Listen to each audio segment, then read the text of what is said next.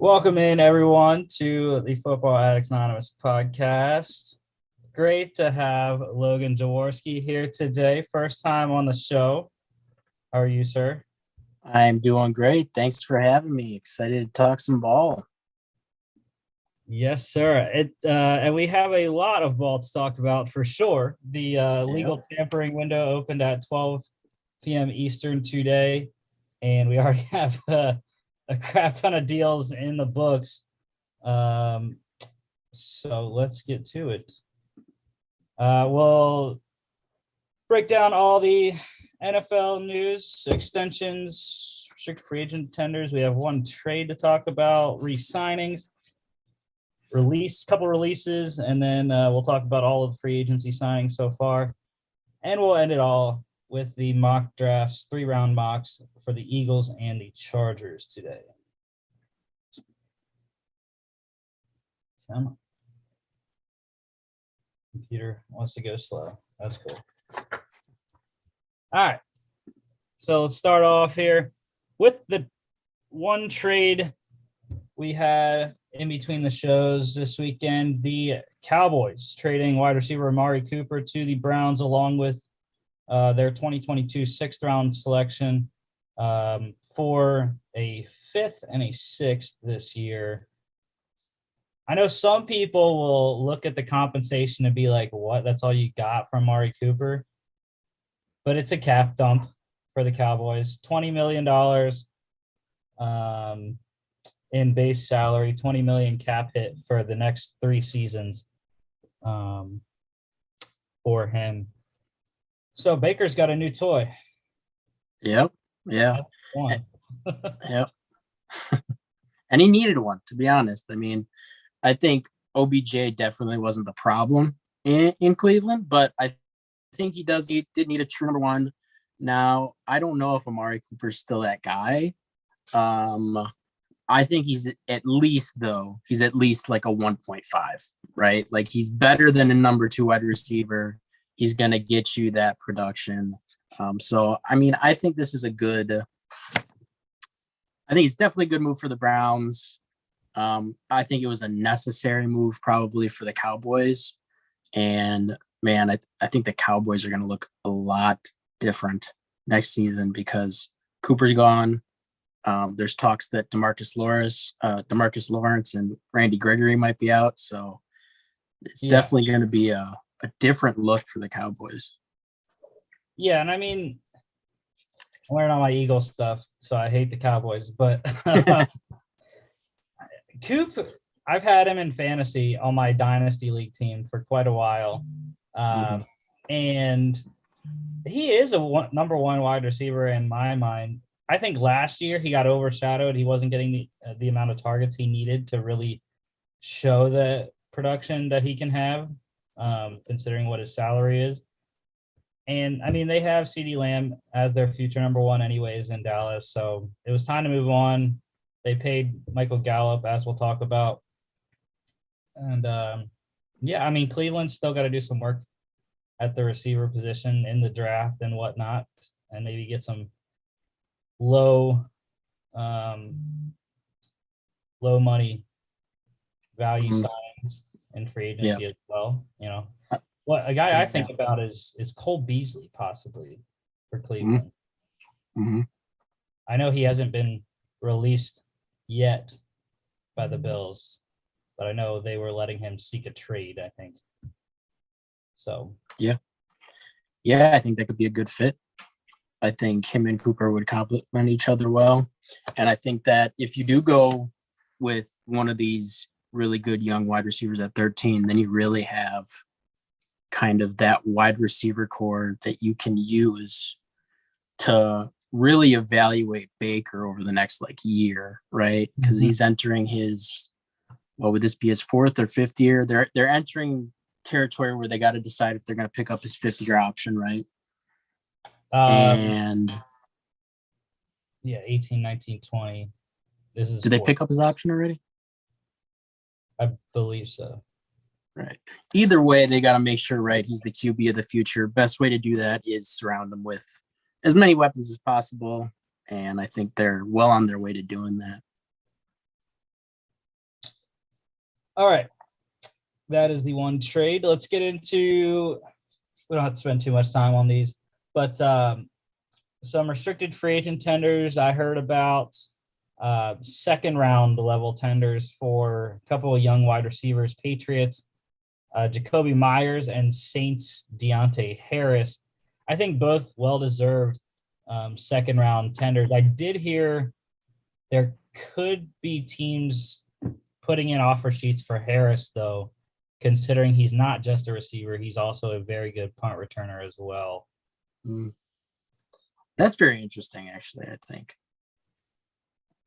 Yeah, I mean, round is a lot for him. Yeah. Yeah. That's my thought is for Jacoby Myers, maybe I would think, because he has shown some really good flashes. And I get the position versatility with Deontay Harris, but that Saints wide receiver core wasn't very good last year, in my opinion, at least. But I mean, with as bad as the Packers were on special teams last year, they wanted to spend a second rounder on a true bona fide special teamer, then I couldn't even fault them for it. So the other restricted free agent tender, I didn't hear what level it was, but the Vikings tendered kicker Greg Joseph as well. I saw that was 2.34 million around there. So I'm not exactly sure what level that is for the kicker position. I'm sure it's not a first or second rounder. Not that it would matter, I don't think, for a kicker. Yeah, I don't think anyone's going to take Greg Joseph out from under them. I mean, he was very solid. I think he was a top. Yeah. I don't know about top 5, but I think top 10 fantasy kicker last season. So he did hurt them in some games. I don't remember if he was their kicker for the whole season or not, because I remember some of those early games where they hit one, but then they missed a couple of the late game winners. I can't remember if he was there for the whole season or not, though. Yeah.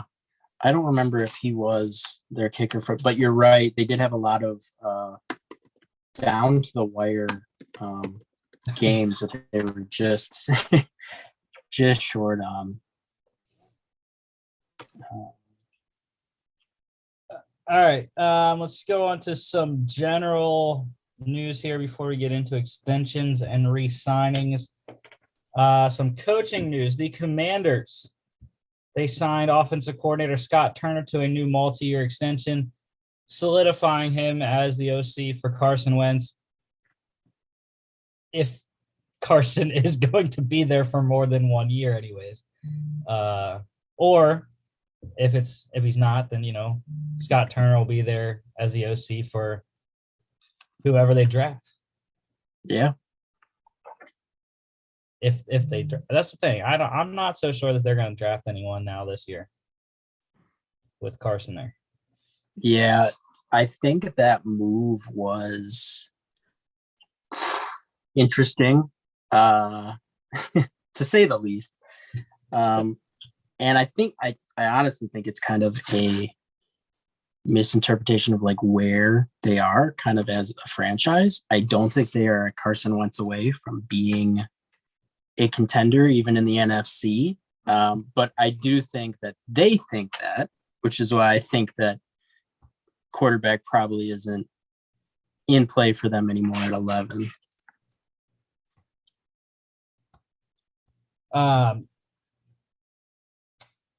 And the Colts announced their coaching staff, or at least some of their coaching staff for this season. An interesting name at the bottom of that list was their new wide receivers coach. It's former Colts wide receiver Reggie Wayne. Seen this trend quite a bit now in the NFL. We have a lot of great former receivers coaching. You have Hines Ward. I don't remember where he's at, if he's still with the Jets or somewhere else. You have Wes Welker in San Francisco, and now Reggie Wayne in Indianapolis. So, yeah, I think it's a Good move. Gonna mentor Michael Pittman, so that's good to see. Yeah, I think it's great. I think it's a good culture builder too, right? I mean, just bringing back franchise legend and just keeping them in house. I think that's a really good, just solid move to make, and it's an easy move to make in my opinion. Because, I mean, Reggie Wayne, one of the best wide receivers in NFL history. That's he's more than qualified to be at that coaching position. So Yeah, and they need help other than Michael Pittman. They need help right, yeah. as well. So, the GOAT is back. Announced yesterday. Everyone was talking about the NCAA tournament selection Sunday bracket, and Tom Brady's like, "Hold up, it's my time again."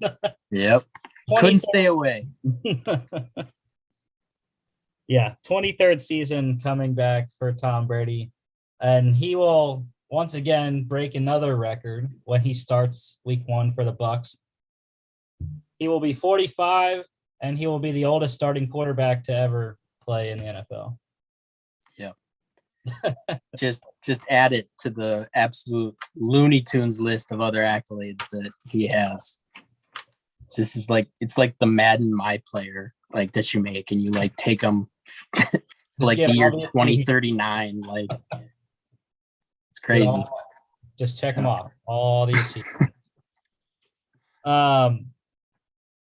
So yeah, that alleviates their quarterback question. I was ready to watch Kyle Trask for a whole season. I was ready. It would have been interesting.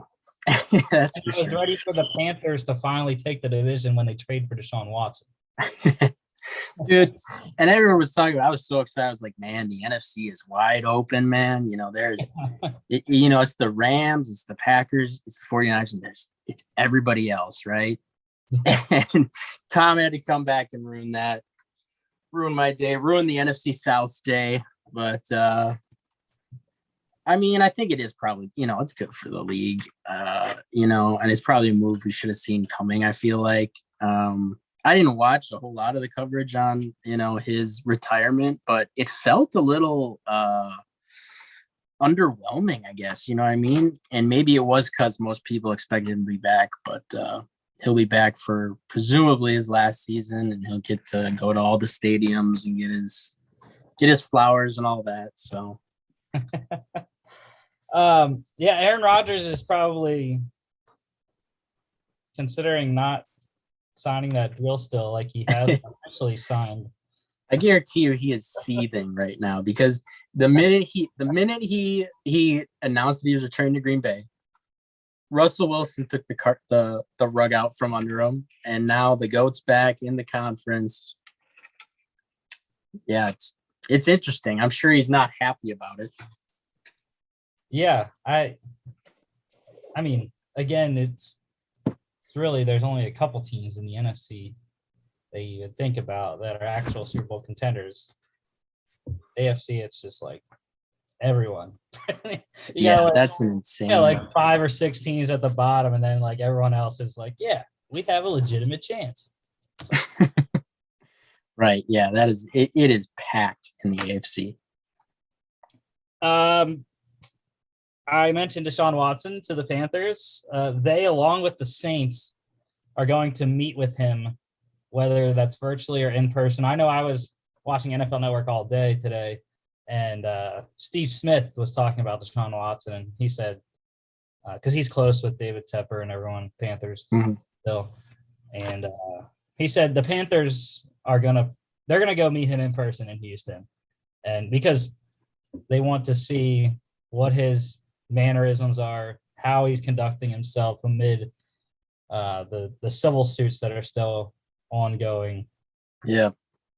And that's going to happen within the next 2 days. Both those teams are expected to meet with him, among others. I don't know who else out there. I know I hate it, but the Eagles are still being floated around. I hate that, but that's fine.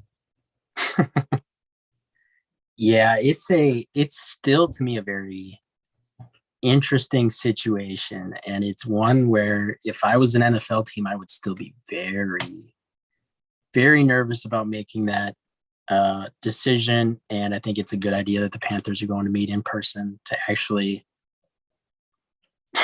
really look at it, put it under the microscope, how he responds to answers and things.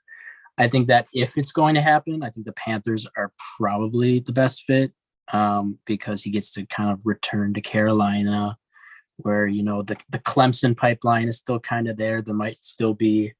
He might be embraced by the fan base a little bit more than he would, I think, in some of these other places. So, yeah, it's funny because they've been the one team that's been linked the entire year to this point. Yeah. And if they don't get him, I don't know. I mean, so I didn't tell you this before, but I like 3 teams: the Eagles first, Steelers second, Panthers third. So I am a Panthers fan as well. And it would just be a monumental loss if they don't get him. Because I think if they get him, they will rule the NFC South once Brady's gone next year. Yeah. And yep. I think they'll be fine. Yeah. And I think trading McCaffrey in the package. I don't fine. Yeah. Right. And I think it's a move they got to make, right? Especially if you're Matt Rule. Like, this is your last step up to the plate. You got to make sure that you got a guy who can take you that far. And I think they are in the position where they kind of have to make a move like this, even though there might be still some question marks as to those 22 lawsuits. But yeah, and I mean,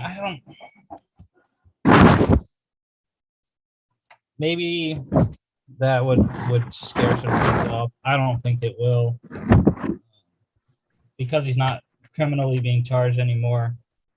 I think it's open season. Yeah. Trading for Deshaun Watson. So even though I think he'll probably get 6 to 8 games this year suspension, but I'll take a half season of Deshaun Watson. Yeah. You take a half season of Deshaun Watson more than you take a full season of Sam Darnold. You take that every day of the week and twice on Sundays. Getting another deal written down here in our re-signing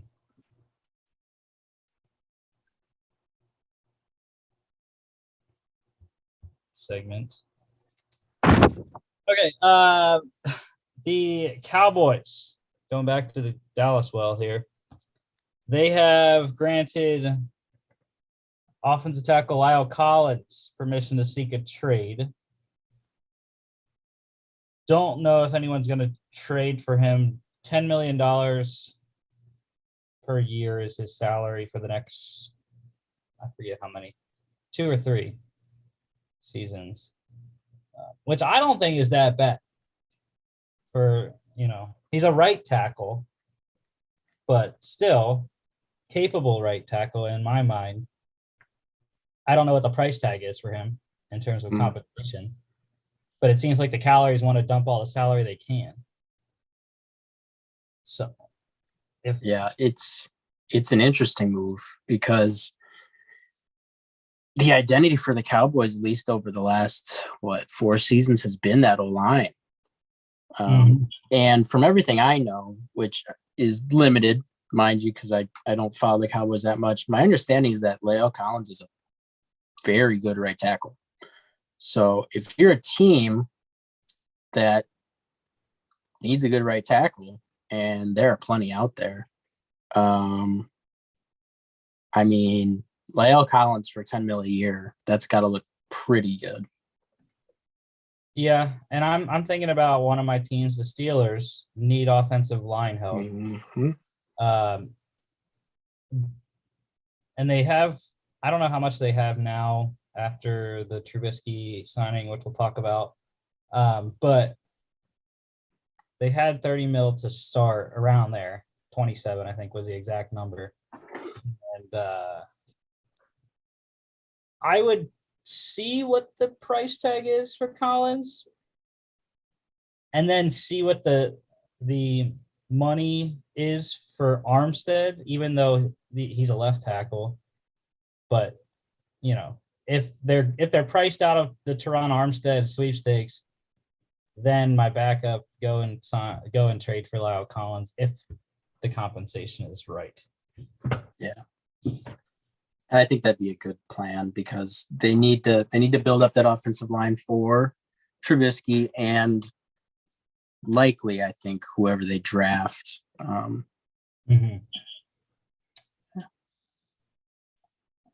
Yeah. Oh, you also got Trent Brown out there as well. Very capable right tackle too. And then last general thing, the Packers. Wide receiver Devontae Adams. He's not going to play on the franchise tag, he says. Brian Gutekunst's got to sign into a long-term deal or nothing. Yep. Yeah. And, he shouldn't. He shouldn't want, especially after these numbers that are coming out, which we'll get to for these wide receivers. Hold out, man. Obviously as a fan, I need him back. I want him back. But, as the player, you are worth way more than whatever the tag's like 20 million, right? For wide receiver. Yeah. Yeah, dude, hold out. when he first got tagged, I was talking with some people and I'm like, if I'm Devontae's agent, for one, I'm not signing a long-term deal with Green Bay. I will make you franchise tag me twice in a row and then go to free agency in 2024. That's fine. And it made it even more murky when Rodgers said he hadn't officially signed that contract that the Packers offered him. Unless Aaron tells Devontae that he is going to play out all 4 years of that deal, if I'm Devontae's agent, I'm telling him not to sign a long-term extension with the Packers because I'm not gonna play in Green Bay for the next 5 years if Aaron's only gonna be there too. Yep. Right. And that's just another aspect of this that makes it so complicated because to make the money work, they got to sign him to a long-term extension, right? Yeah. But he might not want a long-term extension for exactly the reason you said, because Rodgers might only be there for 2 more years, especially since he's been contemplating retirement. Very openly contemplating retirement. So that's what I thought anyways. When they said 4 years, 200 million, I was like, Rodgers only probably going to play 2 of those anyways. Yep. I think he's going to hit 40 and then he's done. So, that's a whole ordeal there for Green Bay. Okay. So extensions, re-signings here. We're going in money order. Big money first. So the Dolphins re-signing pass rusher Emmanuel Agba, 4 years, $65 million, $32 million fully guaranteed. He's had quite a resurgence down in Miami after being a first-round pick for the Cleveland Browns a couple years ago. I think he had 9. I don't have the exact stats up. Yeah, he had 9 sacks this season and in 2020. Okay. So, yeah. Capable player, and I don't know who their DC is. I don't remember who Mike McDaniel hired as defensive coordinator, but apparently he's going to fit in the system because they're paying him $65 million. So, yeah. Josh Boyer. Josh Boyer is the defensive coordinator, previously coached with the Patriots. Makes sense. It's still a Patriots style defense, even without Flores there anymore. Yeah. So. Yeah, I think that's a good move. They have the cap space to do it. You maintains continuity on the defensive front. So I think that was a solid move. Yeah. And the Dolphins defense has been probably one of the more underrated units for the last 3 seasons. Which is why I was shocked that Flores got canned, but yeah, that's That's a whole other. It's a whole other, yeah, it's a Animal whole other thing. The Cowboys. Well, yeah, we're talking a lot about the Cowboys today, because they've done a lot. But the Cowboys re-signed wide receiver Michael Gallup, 5 years, $62.5 million, and it's just like, I don't know. Amari Cooper is better than Michael Gallup in my mind. Yeah. I think when you put it in the context of the Amari Cooper trade, it's bad, right? If you put it in the context of like these free agency deals, these wide receivers are signing, it's cheap actually. But yeah, like I said, those Cowboys are going to look a lot different. Yeah, I mean, it is really good for the team. $12.5 million per season versus $20 million for Cooper. Cooper's, I don't think he's that much older than Gallup, because I don't even think Coop's 30 yet, or if he is, he's just 30. 27. 27 is Amari Cooper. That's insane. What was he, 19 coming in? Jeez. Yeah, I mean, he was drafted by the Raiders in 2015. Michael Gallup is 26. Yeah. 1 year different. I mean, yeah, it's he was 21 when he was drafted by the Raiders, 2015. But yeah, I mean, it's $7.5 million difference. I mean, that's a lot, but The money's good, but yeah, I mean, Gallup did have relatively good season. It's just but that was playing as the third guy though. right. Can he now step up and be the number 2? Well, the other part of this too is he's coming off a big time injury, right? Wasn't he missing a lot of time last year, if I remember right? Yeah. He tore his ACL, I believe.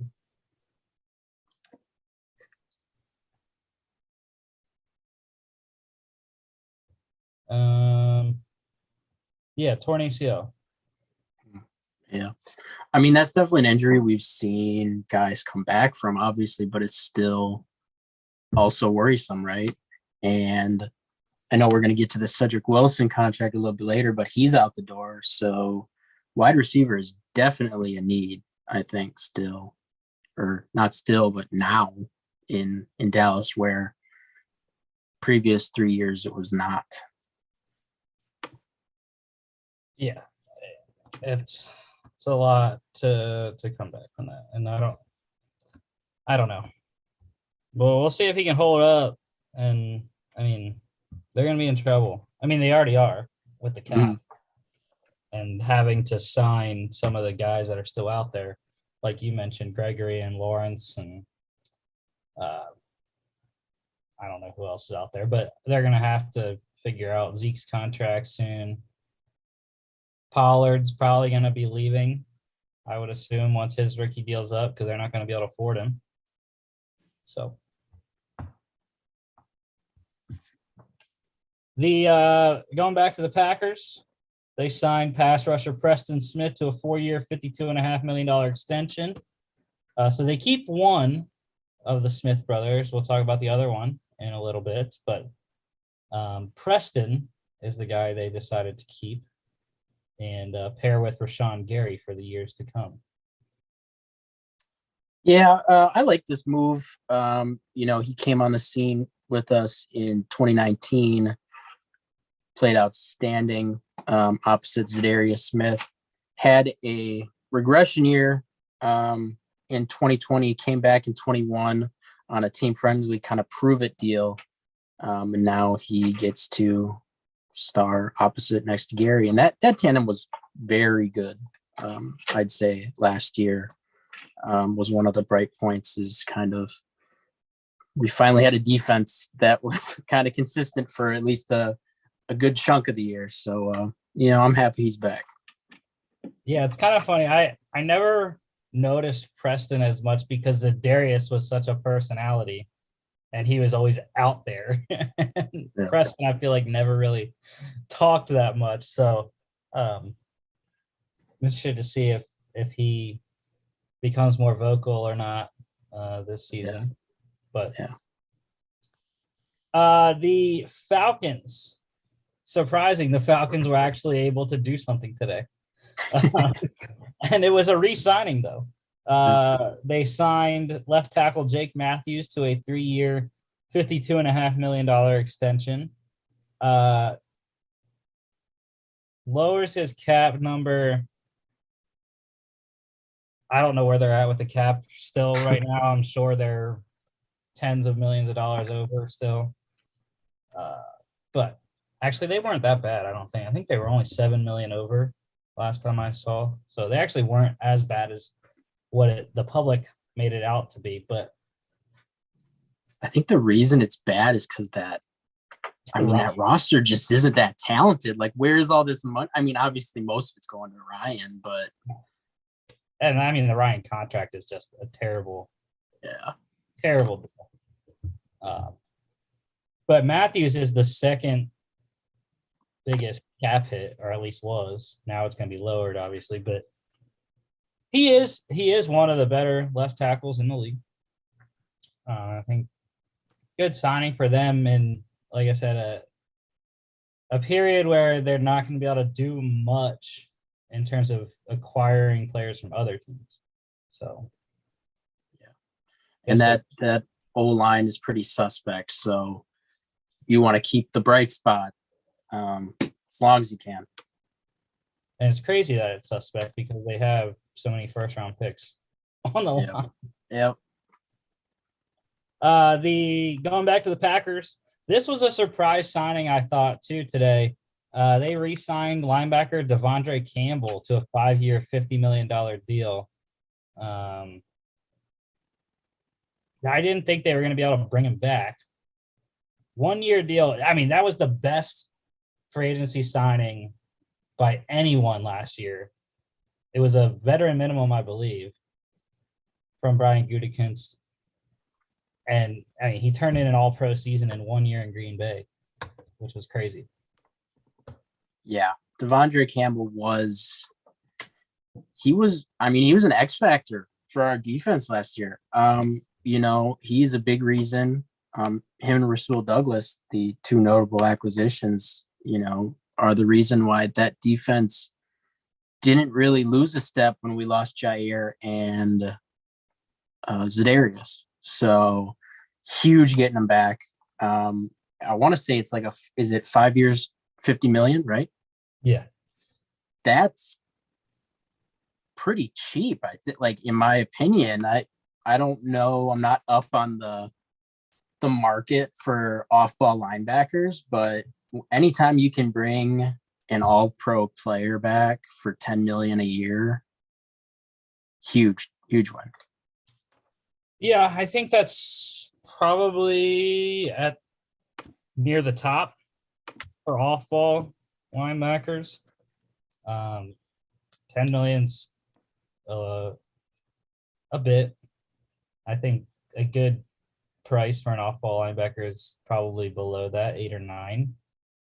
But again, all-pro season in 1 year in Green Bay proves he was good and good in the system. The Bucks just announced a couple minutes ago they got their number one guy they wanted to re-sign. They re-signed corner Carlton Davis, 3 years, $45 million for Carlton. And I don't know. I mean, Jason Light and his salary cap staff are just magicians. They get it done. They figure it out somehow. This is a big moment for the salary cap isn't real truthers. Because I was sure that they were not going to be able to bring back Carlton Davis, especially after they re-signed Jensen. So for them to be able to swing that is huge. Yeah. And I mean, they still do have some guys out there. Leonard Fournette is their next priority. JPP, I don't think will be back, nor do I think Ndamukong Suh will be back either. So they got some defensive holes to fill. But I mean, obviously their best corner. They need to get another corner in the draft because they struggled mightily when Davis was hurt. So, yeah. The Rams, another team that just doesn't care about the salary cap. They re-signed offensive tackle Joe Noteboom to a 3-year, $40 million deal, $25 million guaranteed. That's a good value for LA for their left tackle of the future, essentially. And I think this signals Andrew Whitworth is going to be retiring. Yeah.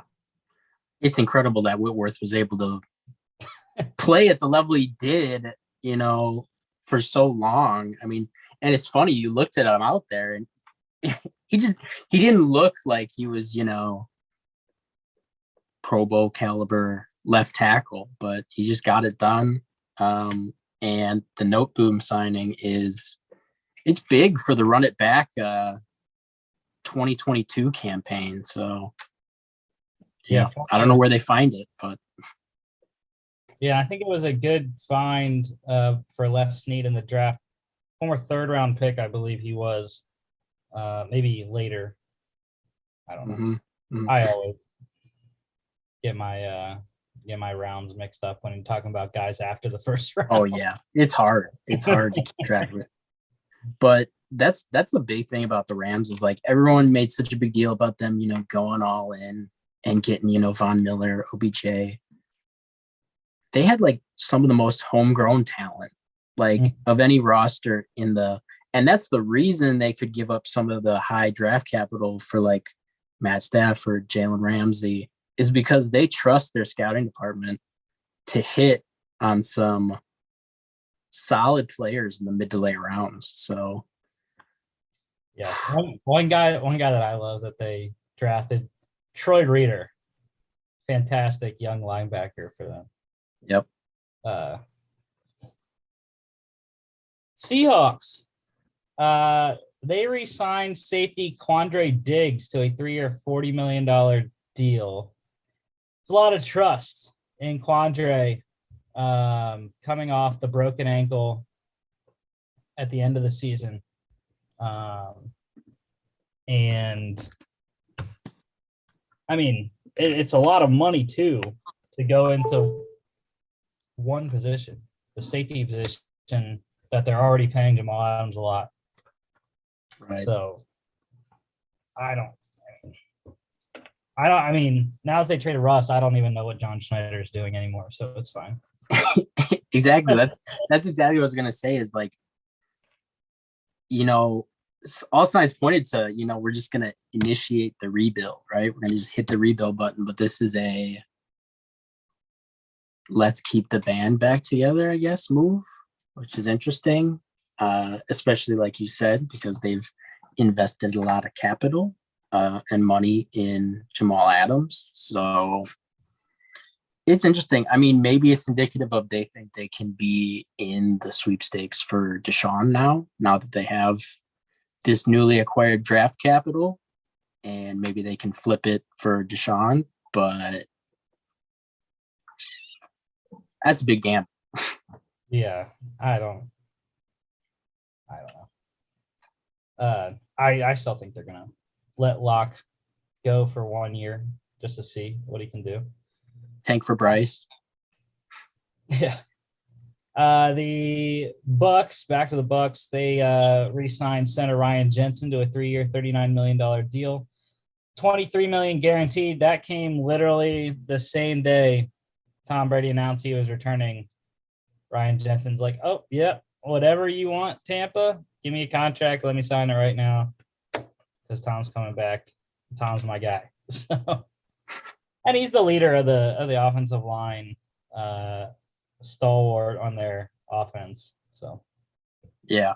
And, I think it's good because a lot was made of Ali Marpet retiring, and then they lost Kappa to free agency. But, I mean, in my opinion, as long as you got left tackle, center, right tackle set, and, like, you can depend on those guys, like, you can fill in the right guard and the left guard spots and be kind of okay. You're still feeling very good about where you're at as an O-line. So yeah.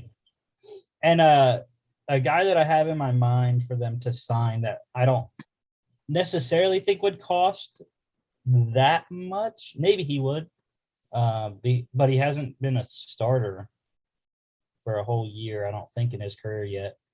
But Mark Lewinsky, who isn't re-signing with the Colts,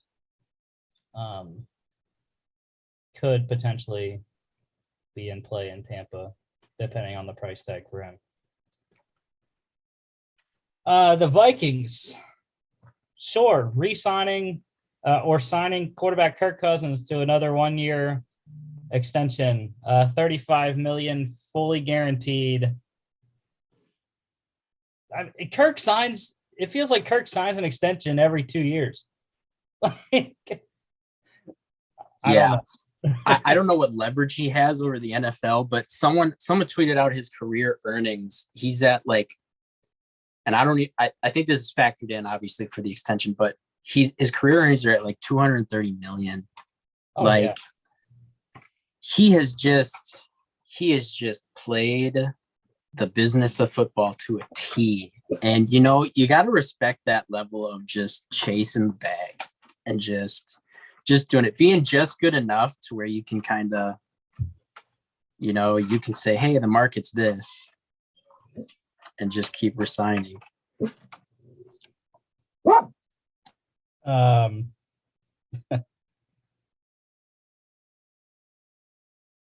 Next guy we have on the extensions or re-signings, the Lions entered the fray today. They re-signed safety Tracy Walker, 3 years, $25 million, $17 million guaranteed. He is one of the more underrated safeties in the league, and I think that's a really good signing for the Lions, and to keep probably not their best defensive player, but he's close to that. And I think Dan Campbell really likes Tracy Walker there in Detroit. Yeah, this is a good re-signing. And, I think, honestly, if I'm looking at this Lions defensive roster, I think it's something that is kind of on the come up. And now that kind of factors into some of what they're going to do with picks 2, 32, and 34. Mm-hmm. But I think they have the pieces to build a pretty good defense here, which is good.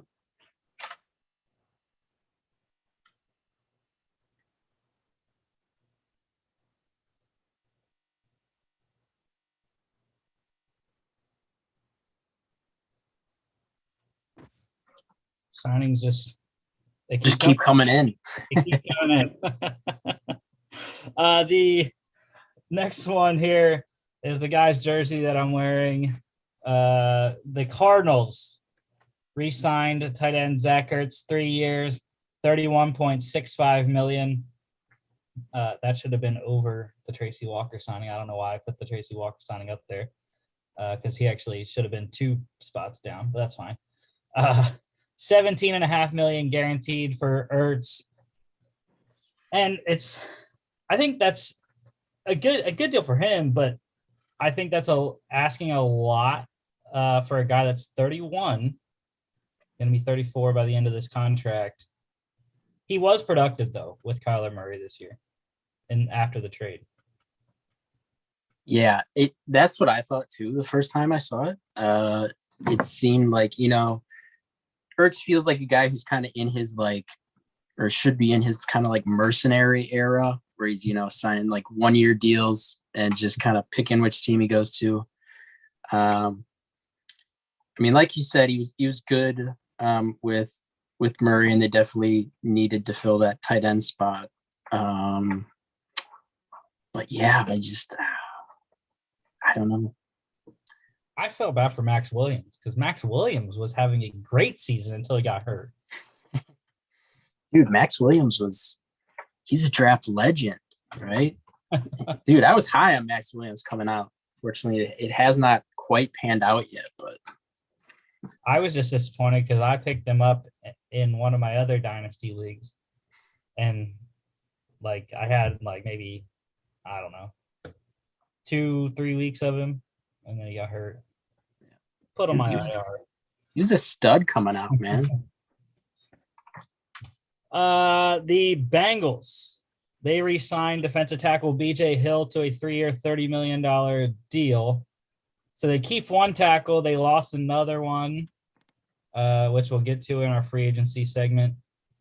But that was a good job by their front office getting BJ Hill from the Giants 2 years ago. I can't remember if it was last year or 2 years ago. But anyways, major contributor for them on the defensive line. Yeah, definitely a good re-signing, and it's one of the reasons why I think that even in a loaded AFC, I think the Bengals have a good chance to make some noise and try to defend their AFC title, because they had the cap space to kind of address some of their needs, and they've been and retain some of their key guys, and so far they've been doing it. Yeah, I think they're easily the favorite for the AFC North. The other three teams, people want to say the Ravens are still there. I think Lamar is kind of flatlined, and he just is not going to get any better than where he's been at for the last 2 years. Mm-hmm. That's just me. I've been a Lamar hater the entire time since he was drafted. Does that have something to do with the terrible towel behind you? No, it's just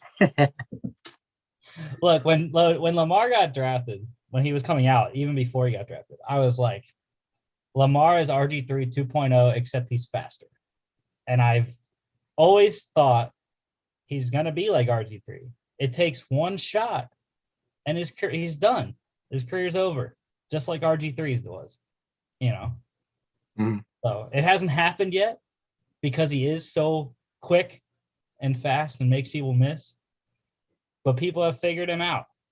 And it has shown that he has not been the capable passer that were the big question marks when he was coming out in the draft. That's why he fell all the way to the 20s or 32, where the Ravens got him, I believe. Yep. So yeah, it was 32. They drafted shoot, I'm blanking on the name. Who's the guy who's on the Falcons now, the tight end? Hurst? Hayden Hurst, yeah. Yeah, they drafted him. They drafted him, right? Because they had the 25th, I think, and the 32nd pick, and they drafted Hurst before they drafted him. Yeah, you know, I'm anxious to see how he comes back from an injury, because he missed significant time last year, right? I'm pretty sure he was out. Tyler Huntley was tossing the ball around. Yeah. So I think one guy who is not believing kind of that is Lamar himself. I mean, he could have signed an extension right now at like any point. The Ravens have been trying to get an extension done, and he's taken the Kirk Cousins approach of just saying, you know, I'm just going to wait. I'm going to wait till that market number just keeps getting higher, and then I'll link my deal. But like you said, it's risky, especially with his style of play. So it's definitely something that's interesting. And you know what's going to be funny is when they don't re-sign Lamar, and then he either plays out his deal and they let him walk, or he gets hurt. Tyler Huntley balls out like he did in the couple of the games that he did start this year. I'm surprised Tyler Huntley hasn't been in more of the conversation for these teams that like need to trade for a quarterback. I think he'd be an intriguing option to kind of develop. Yeah, it was kind of murky because I wasn't sure what kind of free agent he was, and I found out he was an exclusive rights. So I think next year will be the big year to trade for Huntley because I think they'll probably tender him. I don't know if they'd go so far to tender him as a first round restricted free agent, but I think if he's a second round tender, teams will most definitely be putting in offer sheets for him next season. But continuing on re-signings, the Seahawks. So they got Noah Fant in the Russell Wilson trade, but they're looking to go in a 2 tight end system, I would assume, with this move. They re-signed tight end Will Dissly to 3 years, $24 million. And he's another guy that's kind of been forgotten because he's been injured so much the last couple of years. But been good when he's on the field. Yeah. Yeah, I think I think you need at least, a couple guys in your tight end room that can get it done. And I'm not sure about Noah Fant and his blocking ability. I haven't looked into the numbers on that, but I think coming out, he wasn't really billed as a blocker. He was more of this guy can be an offensive weapon for you. So maybe that's kind of where they're going with that. That's funny that we're on Will Dissly now because Field Yates just tweeted out about the exact breakdown of his contract right now. So 9.3 million signing, 1.04 million fully guaranteed salary, 5.64 million salary guaranteed for injury, and then 6.49 million total, and then 510,000 annual per game roster bonus, 24 million max over 3 years. Also signing a 3-year, $24 million deal to re-sign Rams center Brian Allen. So they keep Noteboom, they keep Allen now. I cannot recall their other 3 guys on their line, but 2 of their top needs for the offensive line are now back in LA. And again, they're like the Bucks. They just keep signing people anyways, regardless of the cap. Yeah, I think I think whoever their salary cap guy, he needs a promotion for both those franchises. I don't know how they're doing it. I don't know where they're pulling this money from, but good for them. Good for them, I guess. Another center getting re-signed. Bills center Mitch Morse, 2 years, $19.5 million extension, $12 million guaranteed. He was a very good signing when they originally signed him, and now he's been a staple of that offensive line ever since Josh Allen was drafted. And good re-signing for Brandon Beane in the Bills front office there. Yep. Yeah, I think the more protection they can provide for Josh Allen, the more dangerous they're going to be. Just like with Joey B, I think that's the similar thing that they're going to want to do. And we're rolling along with the centers here because we're talking another one. Titans re-signing center Ben Jones, 2 years, $14 million. Continuity in the running game for Derrick Henry, big deal there. So $7 million, good deal for the Titans as well. Yeah.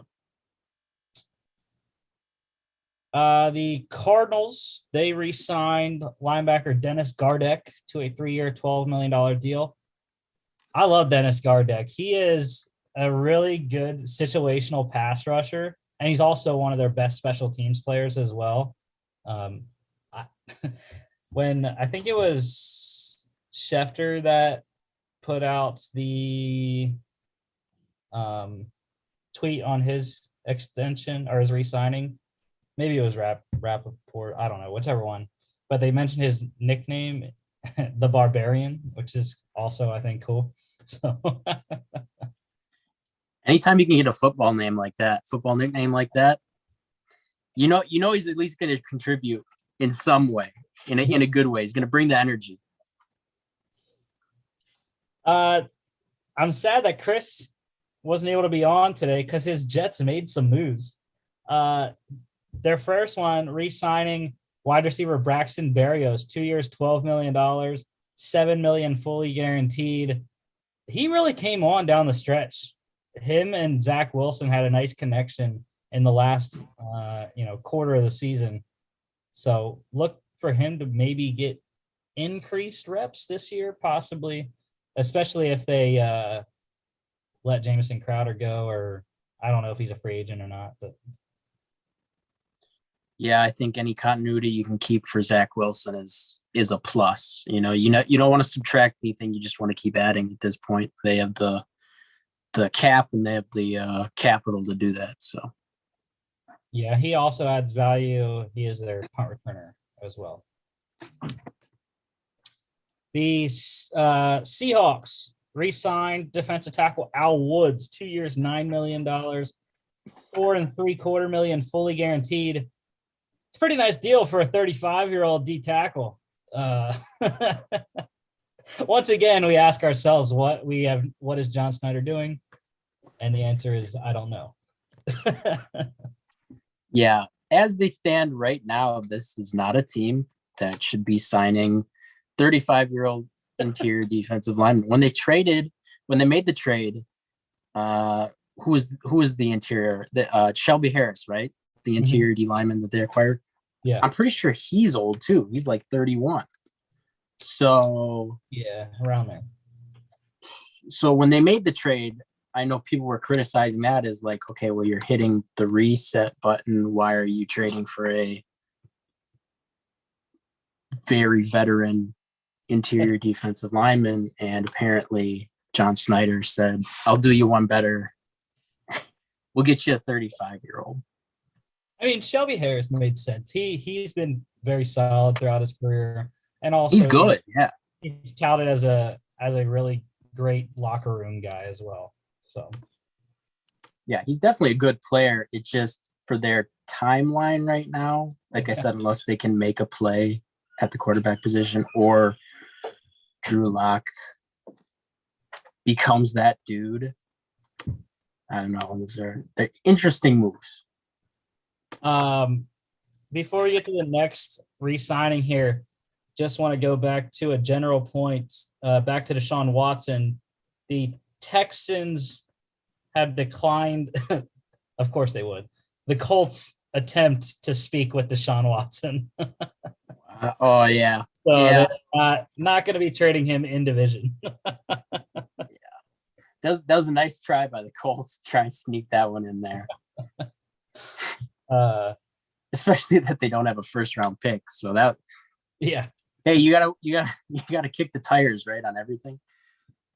The Patriots re-signed defensive back Devin McCourty, 1 year, $9 million deal.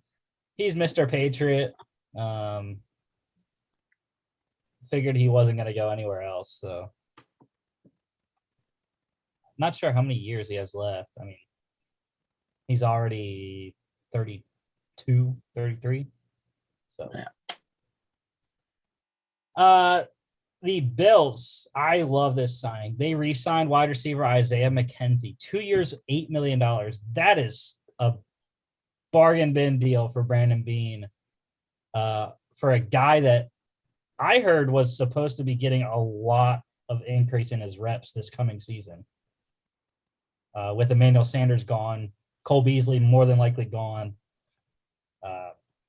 Isaiah McKenzie probably is going to be the number 3 behind Stephon Diggs and Gabe Davis. Well, and Gabe Davis really turned it on at the end of the year. So, I mean, I think they're sitting pretty at wide receiver. And like you said, this isn't even just a team-friendly deal. This is just it's like printing money. So yeah, good job locking that in.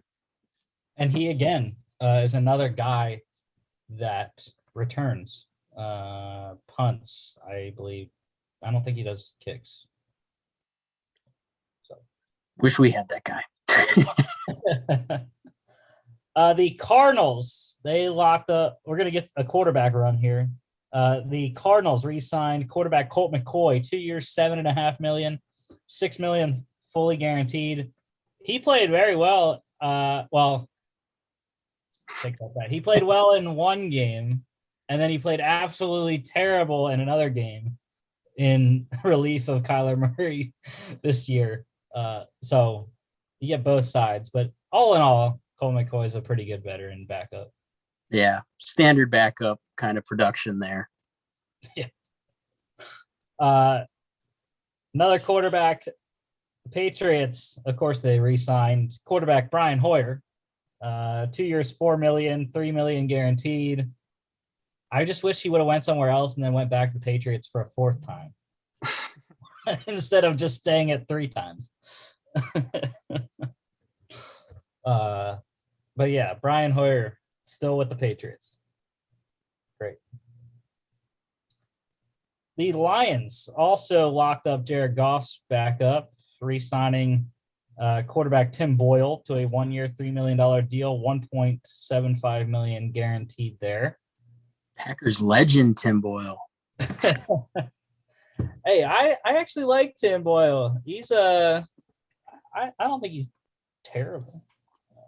It's just hasn't gotten as much run as I would like to see, Patriots also re-signing special teamer Matthew Slater, 10-time Pro Bowler Matthew Slater. 1 year, $2.62 million fully guaranteed. He has to be the highest paid special teams player in NFL history by far. So again, it's like where else was he going to go? Put him in the hall. Put him in the hall with Devin Hester. I would use Get him his gold jacket, 10-time Pro Bowler. Yeah, I mean, he was never going to go anywhere else and be used the same way. And no one was going to pay him as much as the Patriots have throughout his career to just play special team. I would really like to see what his career numbers are in terms of offensive snaps, because technically he's a wide receiver, Like, what does he do in practice? I guess he plays with the wide receivers, but again, he's like, yeah, I'm good. You guys can go catch. He just sets the jugs machine at like a 90-degree angle and just fields punts. This is surprising. This is the first time we talked about the Texans signing someone on the show today. It took us a while because, but they re-signed safety Terrence Brooks, 1 year, $2 million deal. He's a guy that's been around the league a little bit, but serviceable safety. I hate using that word now because we've used it way too many times on the show, and it's just a generic word that I can't stop saying about players. So yeah, but how else would you describe Terrence Brooks? Just serviceable safety. That's how you do it. And again, he's another guy, special teamer, very good, even into his 30s. And then some guys we don't have numbers on, but we do have that they signed extensions or re-signed.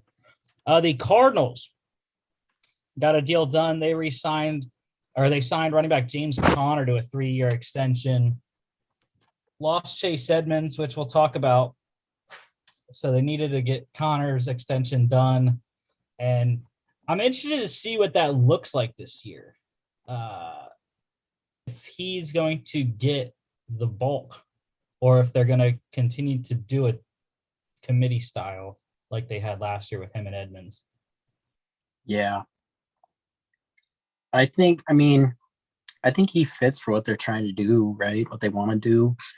Air raid it out, and then, if you get within the 5-yard line, you can just, power back it with James Conner. 3-year, maximum $25 million. Okay. With $13 million fully guaranteed is the James Conner contract. I mean, that's a lot, I feel like, for a power back. I mean, James Conner played really well last year for them, and maybe that's kind of like what they're banking on. Mm-hmm. But I mean, we've seen over the last however many drafts, you can find value on day 2 and day 3. You don't have to open up the purse for it. Yeah. I don't know. Interesting. I wouldn't be surprised if they draft another running back. Granted, they did draft one 2 years ago, I believe it was Benjamin, who is still on their roster. He is the quintessential passing back. Yep. But I look at a guy like Isaiah Spiller for the Cardinals in the second round or the third round. I think that would be a good fit for him. Mm-hmm. Kenneth Walker, another guy. Yeah. I just see Kenneth Walker and Breece Hall. I just see them as like James Conner, where it's pound. It's not really catching them. And that contract might be indicative of how they view this running back class. Maybe they don't like the power guys, but they like kind of the scat backs. So the Colts also they re-signed tight end Mo Alley Cox to a 3-year deal. So keep a tight end after Jack Doyle retired. Gonna have to fill the rest of that position out, but Alley Cox back in Indy to catch passes from someone we don't know yet. Not Deshaun Watson, no. Yeah, that's it. That's about all we know. Yeah, the Colts are an interesting case study, man, because Chris Ballard really put it, he put it on the table, man. He put all his cards down on the table and he said, you know what? We're going to trade away Carson Wentz and we're going to look this quarterback free agent class, draft class. We're going to just go look it right in the face and just stare it down. It's interesting. Yeah, they have a lot of cap space. They don't have a first rounder, but now they have more draft capital thanks to the Wentz trade. It's going to be very interesting to see what they do.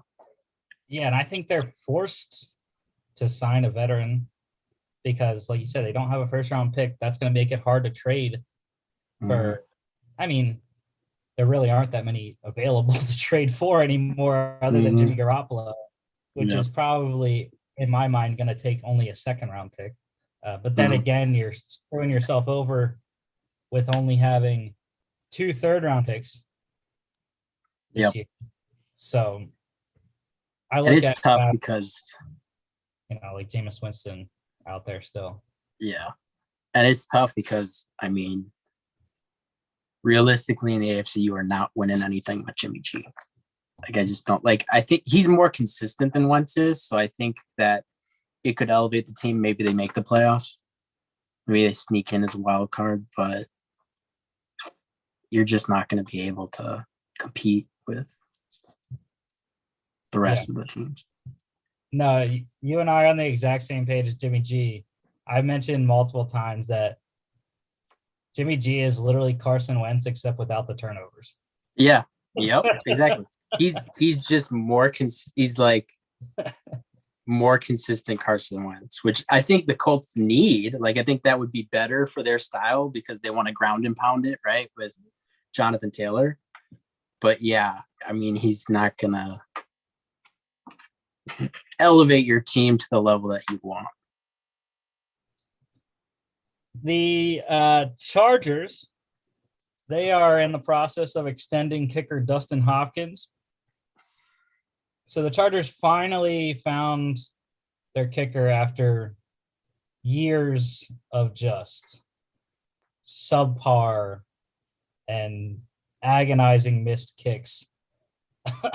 So, and I knew once they signed Dustin Hopkins. I mean, he was very good in Washington, and he was very good for them last season. So, good move by Tom Telesco out there extending him.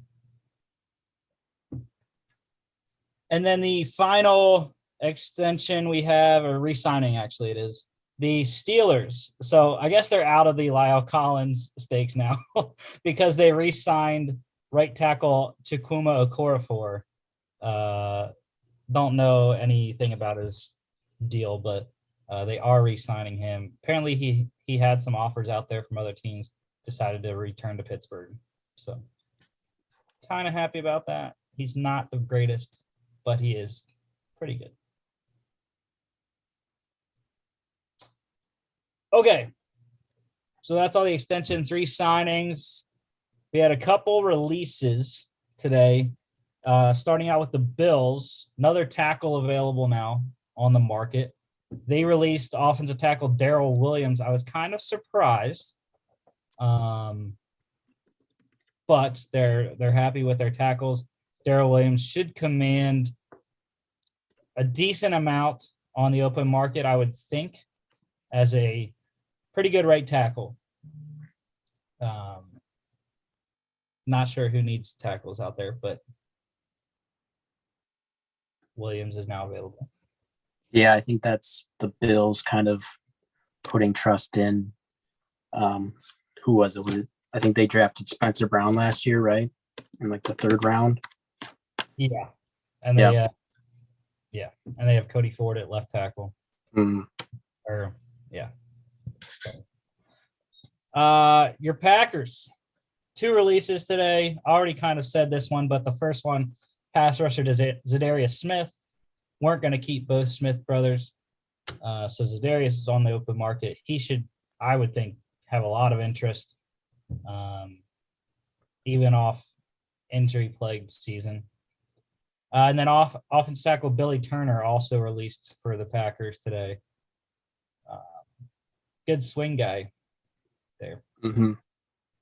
Yeah, the Z release, the writing was kind of on the wall with that one. The Billy Turner release, though, was kind of surprising, especially since I'm pretty sure we only saved like $3 million on the cap or something like that, which is probably indicative of what the hoops that they have to go through right now. Yeah, trying to get under the cap. So I think it's just more to come. It's gonna be more to come. Yeah, and that cap situation with the Packers is just, they're desperate to get Devontae to sign a long-term deal to drop his snap number. So it's like, yep. Only got 2 more days to do it too. So or to get him his cap number down, anyways. The Panthers releasing 2 defensive players here. Pass rusher Morgan Fox and corner AJ Boye. Fox, I understood. I was a Morgan Fox fan. He had some decent seasons for the Panthers. Probably just cap hit there. And then AJ Boye, though, I was kind of surprised they released him, considering they didn't re-sign Stephon Gilmore, and they're not going to re-sign Gilmore either. I guess they're just going to go ahead with Dante Jackson and CJ Henderson as their 2 outsides. And then I can't remember who they have in the slot, but they got JC Horn coming back too, 1st rounder last year. Yeah. Right. So CJ Henderson should play the slot, I would think. Yeah.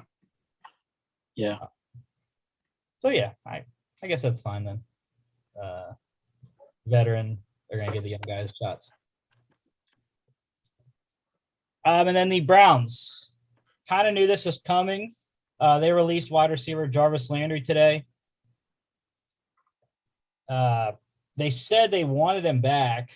He just wouldn't accept the numbers that they were giving him to come back. So they save about $15 million with releasing him.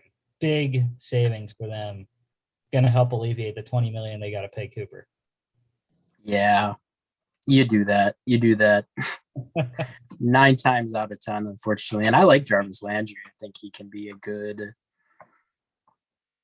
number 2, number 3-ish, wide receiver for a team for where he signs for. But yeah, I'm not sure where he fits. And I love to just blurt out the first team that comes to mind when we're on a certain player. And I just right away popped into my head the Denver Broncos for some odd reason.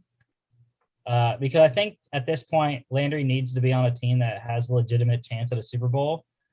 And I'm not saying that the Broncos do, because I don't believe in the hype that just Russell Wilson is going to get them there. But with Cortland Sutton, Jerry Jeudy, Tim Patrick, Jarvis Landry, possibly, that would be a fearsome foursome at wide receiver, I think. Yeah. Somebody would be open on every play. Yeah.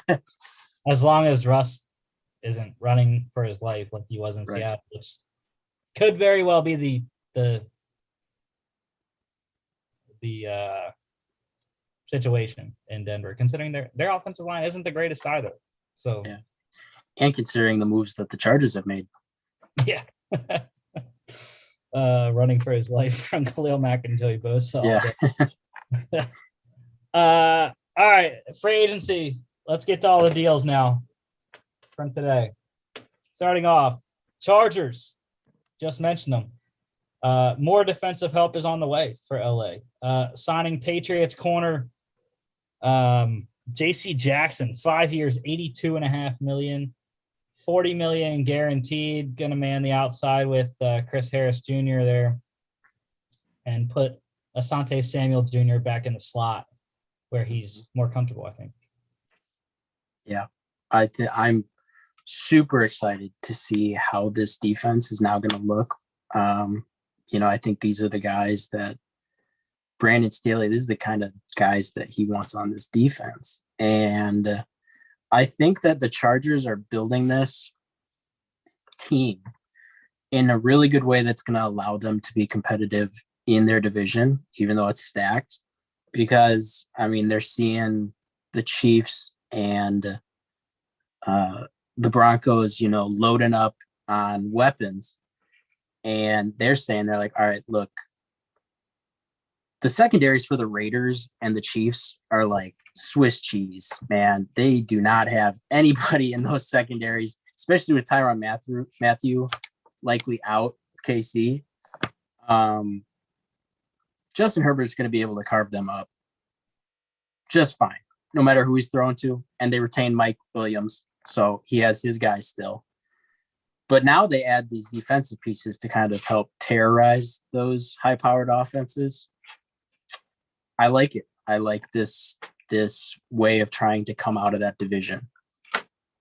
Yeah, it's kind of weird, I think, though, when you look at all four of the AFC West teams, specifically the Broncos and the Chargers, not valuing linebackers to cover this two-star tight ends in the division, Kelsey and Waller. Mm-hmm. But I think it's fine because, you can put Derwin James there for the Chargers.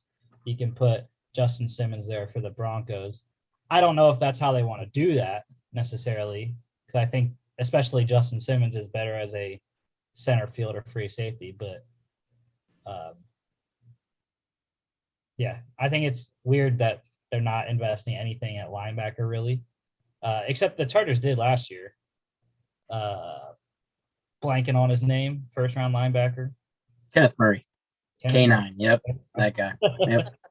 But the Broncos, all three of their linebackers, off-ball linebackers, are free agents this offseason. They haven't re-signed any of them yet. My favorite guy, Josie Jewell, when he came out from Iowa. I love my Big Ten linebackers, dude. Oh, yeah. Plug and play, man. Plug and play. So, yeah, I'm interested to see what the Broncos do at the linebacker position. It's a weird trend in the NFL because it feels like there's this trend towards devaluing off-ball linebackers. And as a Packer fan, I'll be the first to tell you, when you get a good one, it's a huge game changer, right? It can materially change your defense. So, yeah, I don't know. Luckily, in the NFC North, you only got to deal with one big-time tight end. True. Yep. Good old Hawk in Detroit. Mm-hmm. Another Iowa Hawkeye. Look at that. Yep. I hate Iowa, though, just saying. I grew up a Penn State fan. So, oh, really? Yeah. Next free agency signing. I know you said you have a lot to say about this one. The Jaguars, they spent all kinds of money today. Biggest one for them, signing Cardinals wide receiver Christian Kirk, 4 years, 72 million, 84 million max. I heard this was going to be a big deal. I regardless of where he went, I knew he was going to get a lot of money. But yeah, 21 million per season on the max deal of that contract. Yeah. You know that scene in The Dark Knight, right? Where the Joker's got like that big pile of money behind him and it's just burning, right?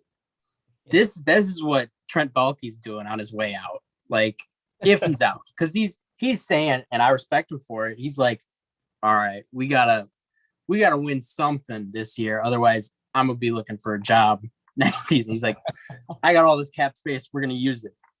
But this contract, this is criminal. They should lock up Trent Baalke and throw away the key. When you have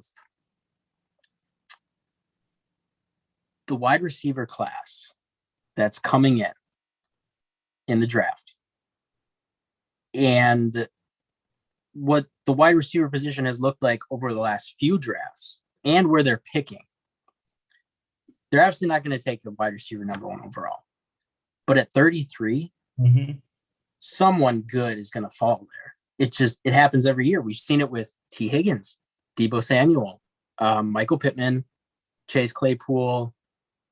Guys fall to the back end of the first round. Elijah Moore last year, back into the first, top end of the second. You can find really good players there who don't cost $21 million per year. What this is, I feel like, is a projection, and I feel like potentially this is one of two things. Either this is Trent Baalke just taking a big swing, which is a possibility, or this is a guy that, like Doug Peterson, went to the front office and said, hey, this is a guy who I think can become next level in our offense. Like, this is a guy who I think I could turn into this kind of contract. And that's possible. But it is a big risk. Yeah, big risk. Especially for a guy that has only had really one big year in his career. Mm-hmm. Now, don't get me wrong. I absolutely loved Christian Kirk when he got drafted by the Cardinals. I was a big fan of his. Has soured a little bit. I think released him in or maybe I still have him in one of my dynasty leagues. I don't remember. But I don't know if this is close or not, but the guy that comes to mind from Peterson's tenure in Philly that compares nicely to Kirk, I think, is when they had Torrey Smith in Philly.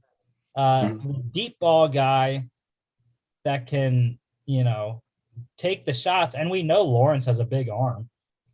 And I think they really did need that deep ball guy because Chark is the guy that's going to come underneath on the crossing routes and be the possession guy, I think. And they do have Agnew, who was just a whirlwind on offense. I mean, no one even knew he was going to play a lot of offense this year. Mm-hmm. And he ended up being very good until he got hurt too. So I don't know if that compares or not, but it just seems kind of like that's what Peterson's looking at. Mm-hmm.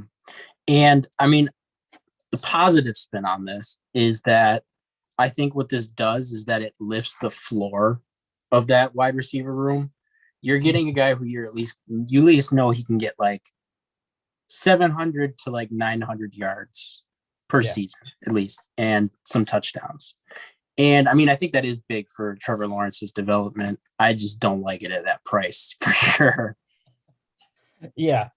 And we'll see. I think they still have some work to do. We'll talk about the rest of their moves later. But they still got to go get Teron Armstead.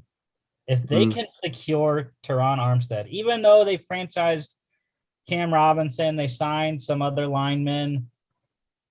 If they can go sign Teron Armstead, kick Robinson inside, even though it's a lot of money to pay for a guard, on the second franchise tag, go do it. I mean,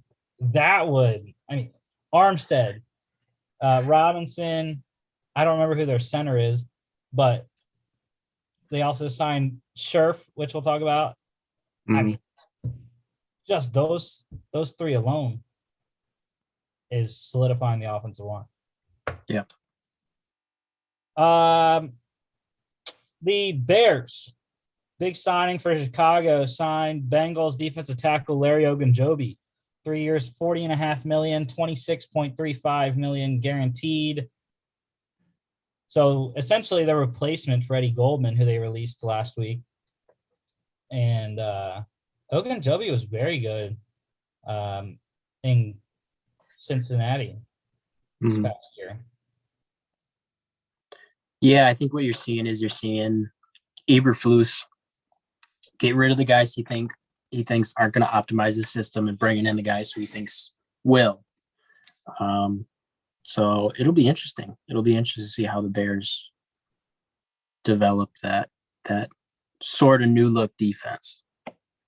Yeah, because they're also transitioning from a 3-4 to 4-3, right? Eberflus run 4-3. Yeah, I think so. Yep. Which is fine because that's all that Ogunjobi's ever been in. Whether in Cleveland or Cincinnati, he's always played in a 4-3. The Bengals, they got their first offensive lineman for Joe Burrow, signing Bucks guard Alex Kappa, 4 years, $40 million. A lot of people that don't follow the NFL close enough probably say, who the hell is Alex Kappa? But he's been one of the better guards. And I'm sure he has a glowing letter of recommendation from Tom Brady. Yeah, this is huge for the Bengals because I know when we were talking about the Bucks, I said, you can kind of live with losing those guards because you have the center, the left tackle, the right tackle. But the Bengals, the entire interior offensive line is bad. And they kind of escaped it for most of the season, with that passing attack, that insane group of wide receivers. And then it finally kind of bit them at the end there. So this is huge. This is huge for them. I'm getting a bona fide plug and play guy who you can put next to Jonah Williams is going to be huge. Could be huge for Joey B. Yeah, and somehow they still made the Super Bowl, even with Jeffrey Simmons sacking Joe Burrow 3.5 times. Insane. Is insane. He got sacked 9 times, right, in that game? Yeah, 9 like times. A playoff record. Dude. Yeah. Pray for Joey Burrow. The Jets also got a guard today. They signed 49ers guard Laken Tomlinson, 3 years, $40 million, $27 million guaranteed, making the transition from 49ers West to 49ers East with the Jets and Robert Saleh. So, yeah. I mean, he already knows the system. Mike LaFleur's system there in New York. So. Yeah, I think that's a great signing, and I think what it actually does is I think personally it really frees them up to be more adaptable with that number 4 pick because this O-line is pretty good. Now, it all kind of hinges on Mekhi Becton coming back healthy and being that dude, which is a big if because, he's a bigger guy. You wonder if it's going to take a little longer for him to come back. But, I mean, you talk about Elijah Vera-Tucker and now Laken Tomlinson, Morgan Moses at right tackle, who I think he's a free agent. I don't know if they're going to be able to bring him back. But this is an above serviceable O-line. And that's kind of really all you need. You can't have, like the Bengals did, you can't have liabilities out there. But this is an above average to possibly very good O-line if Mekhi Becton comes back healthy, which is huge for the development of Zach Wilson. So it's kind of crazy that that 3 of the top 2 picks from the last 2 drafts Joe Burrow in 2020, Trevor Lawrence, Zach Wilson, number 1 and 2 in 2021. All three other teams are doing the exact same thing this offseason. Getting offensive linemen to protect them. Yeah. Who would have thought? Who would have thought O-line would be really important for your development, your young QB? Back to the Jags. Or no, actually, I skipped like 2. I don't know how I did that. My eyes just kind of went right to Larry Ogunjobi from Christian Kirk. I missed my team. My team's one signing. Oh, yeah. The Eagles signing Panthers pass rusher Hassan Reddick, 3 years, $45 million, $30 million fully guaranteed. Absolutely love it.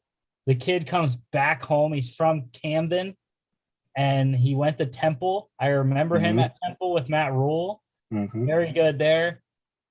All that he's done in the last 2 years on 1-year deals has put up double-digit sacks. He has 23.5 sacks the last 2 seasons combined. Yep. And Eagles were looking for pass rush help. Not sure if Brandon Graham is still going to be there. They're not going to re-sign Derek Barnett. So they need help. They already re-signed Josh Sweat to an extension this offseason. They're looking to get younger, and they need help on the pass rush to get back to where the Eagles had been for the last however many years, top of this league in sacks every year. Yeah. Huge signing. And it's one that, just like I talked about the Jets being able to have more mobility with that number 4 pick. Everything's on the table for picks 15, 16, and 19. I know we'll get to the mock draft later in the episode, but the Eagles are someone who I had consistently taking an edge prospect in one of those picks. But now with a bona fide dude in Hassan Reddick, you don't necessarily have to force yourself into that pick if you don't like someone who's there, right? So this is a big, big move. Yeah. I'm very happy about that signing. See how that works out. And then one of the Jags signings I forgot to mention, which was big, it's another guy that the general public would be like, who in the world is this guy? And he's got a weird name, and I never heard of him, but he's a former 6th-round pick getting paid. Jags signed Falcons linebacker Foyesade Oluokun, 3 years, $45 million, $28 million fully guaranteed. He led the NFL in tackles last year, for Christ's sake. I mean, the guy is just a fantastic story. And the Falcons obviously weren't going to be able to afford him. So, yep. Full disclosure, I had no clue who this guy was before today. But everything that I have subsequently learned from football Twitter, is that this is a good signing. This is a good signing for the Jaguars, and it's good on him for turning that 6th-round selection into some bank. Yeah. I mean, again, I didn't know too much about him until the last couple of years when he's really shown out for the Falcons, and going to be a good signing. I mean, I feel like the Jags have just run through so many linebackers, though. You know, they traded some away, like Joe Schobert. Miles Jack has been a consistent there, but we'll see how he pairs there with Miles Jack. Okay, so now back to where I was on the list. Skipped over those 2. The Dolphins signing Cowboys wide receiver Cedric Wilson, 3 years, $22.8 million, $12.75 million fully guaranteed. So they are now going to have a pretty good receiving core there in Miami. Why am I blanking on people today? Who was the rookie receptions leader? Waddle. Jalen Waddle. Jalen Waddle. Yep. I knew he was from Alabama. I couldn't get any other Alabama wide receiver out of my head except for Jamison Williams, who's not even in the league yet. So, but yeah, I mean, Waddle, it's weird though, because I mean, I think it's a good deal, but Cedric Wilson is not like the dude. He's a good 3 though, I think. Yep. Yeah. I think that wide receiver is still fully in play for them at 29. Like we talked about, some really good guys dropping kind of in that range. One thing that I wish the Dolphins did, they still can, they still have the cap space to do it, is get some established O-linemen. Get like a Teron Armstead, because they have not been able to draft it. And you just got to sometimes acknowledge the things you're not good at and just get something that's certain. Because if they roll into next year, even if the weapons have improved, with that O-line, it's just going to be bad for Tua, and it's going to be bad for Mike McDaniel's system. You need some guys who can move D linemen. So yeah, they're very much in that Teron Armstead sweepstakes as well, like you said. Apparently, some teams don't just give up on a position that they're not very good at drafting, like we've seen with the Vikings. They draft the first round corner almost every year, and they still can't find the right ones. But yet their third round corner, Cameron Dantzler, has turned out to be a very good find for he's getting all the starts. Yeah, Vic Spielman. Taking a pause here, we got the numbers on Chuck's Okorafor's deal with the Steelers. 3 years, $29.25 million, $20.5 million in the first 2 years there. So pretty good, almost $10 million per year. What they would have got with Lyle Collins. Yep. So like that deal. He's been pretty good for the Steelers. I'm fine with that. Okay. Going back to the offensive line, Bengals, the other offensive lineman they got today, they signed Patriots center Ted Karras, 3 years, $18 million. That is a very nice deal for the team, I think, $6 million per year for the Bengals. And they get a solid center for Joey B to be behind. Yep. Just keep building that interior line. Just keep throwing guys at it. The Dolphins also got a running back today. They signed Cardinals running back Chase Edmonds, 2 years, $16.5 million, $6.1 million guaranteed. And again, I don't remember who it was on NFL Network today, but one of the reporters on there, she was saying, the Edmonds and the Connor deals, those are the top of the market for the running backs this offseason. You're not going to see anyone get above that. So good deal for Chase Edmonds, $8.25 per year for the next 2 seasons in Miami. Mm-hmm. Yeah. I think it's a decent signing. I think he'll fit well. I think he can kind of fill out that Raheem Mostert role. And it's fairly cheap. You're not breaking the bank for it, and they have the cap space for it. But I'd still like to see them maybe kind of dip into the rookie class, get a bona fide number 1 guy. Yeah, well, it's weird because they still have some guys there. Myles Gaskin, Salvin Ahmed as well. Both still there. So I don't know what they're going to do. More than likely, running back by committee. That's what Mike McDaniel learned from under Kyle Shanahan. So the Jags. Now, I thought this was probably the best Jags signing of the day, actually. Mm-hmm. They signed Giants tight end Evan Ingram, 1 year, $9 million, fully guaranteed. Wow. It gives Trevor Lawrence another guy, and a guy in the middle of the field, if he can play the whole season, that is. And I was surprised it was fully guaranteed too. Yeah, I missed that one. I didn't know that they had brought him in. I think that's a great signing too. I think he's a guy who could benefit from a change of scenery. Yeah. Didn't really work out in New York. But I mean, he's talented. You can't deny the talent, and there's something there. And if they can tap into it, it's a good signing. Another break in the free agency deals here to get a re-signing. Don't have the numbers on it yet. Cowboys are bringing back DeMarcus Lawrence.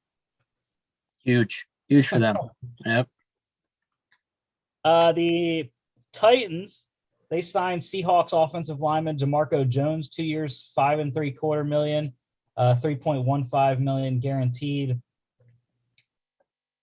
He's it's like a mess. Depth. Yeah, depth piece. It's just like whatever. It's fine. I mean, I think that, Ben Jones re-signing was big for them, but no, Marco Jones, I don't know. The contract reflects that. And the big one of the big deals today, everyone's talking about it because he's a quarterback. The Steelers got their guy, signing Bills quarterback Mitchell Trubisky to a 2-year deal. I didn't see the numbers on that yet. But yeah, I'm happy about it. I still think they're going to get a guy at 20, but it's a guy that will fit what Matt Canada wants to do in having a movable quarterback, which I think is why they didn't go after Jameis Winston, because I did think that Jameis Winston would have been very good for the Steelers passing attack wise, but especially coming off a torn ACL, I think they were questioning Winston's mobility. Yeah, I kind of like the signing. What I like about it is that it's really embracing kind of, all right, we're going to bring in some young pieces to try and really take over for Big Ben. We're not doing any stopgaps. We're going to see if Trubisky can be the guy. We're going to draft a guy at 20 probably to develop under him in case he's not the guy. And then Dwayne Haskins, Mason Rudolph can duke it out for that last spot. And I think it's a good thing to do, because I mean, how much is Jimmy G going to be able to, we talked about this with the Colts, how are you really going to be able to compete against some of these bigger, quarterbacks with a guy like Jimmy G? So I think it's a good signing. Yeah. And I think just like Winston in New Orleans, I think Trubisky learned a lot in his one season in Buffalo, from Josh Allen and Brian Daboll and everyone else. And he's going to get that same level of offensive coaching with Pittsburgh, especially Mike Tomlin. And I love Matt Canada. Absolutely was ecstatic about that when they promoted him from QB coach to OC last year. We have the numbers on the DeMarcus Lawrence signing, and I am just shocked about these numbers. 3 years, $30 million, fully guaranteed. That's it. That's all. I was like, what? He took a hometown deal. Man. Good for Dallas. But it's fully guaranteed. Which Field Yates mentioned, he is now the first ever defensive end to have 7 straight years of fully guaranteed contracts. Yeah, I mean, you still do that, I think. I mean, how old is DeMarcus Lawrence? I'm pretty sure he's not 30 yet. Yeah. 29. Yeah. And he doesn't show really any signs of stopping. That's big. That's big for them. Yeah. I wish he wouldn't have done that, but that's fine. It's fine. We still have our tackles. Yep. Yeah, your O-line's fine. You're gonna hold up. It'll be fine. Our tackles are fine. Or need to find some guards.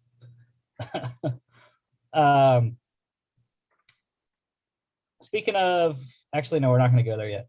The Bills, they signed Commanders defensive tackle Tim Settle to a 2-year deal. He's a guy that's been just flying under the radar in Washington because everyone talks about everyone else.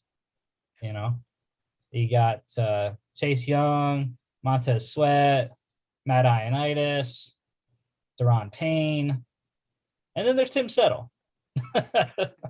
So I think it's a good signing for the Bills. They needed some defensive line help, especially interior defensive line. And I think they're going to get good value there pending the numbers coming out. Yeah, I think that's a guy who can, kind of boom if he's kind of given more snaps, Mm-hmm. Yeah, especially beside a guy that I am blanking once again, Yeah, I can't think of either. I just want to know, so I'm just going to check their depth chart real quick. So many names to keep track of. It's crazy. Ed Oliver, that's the guy. Ed Oliver. Yep.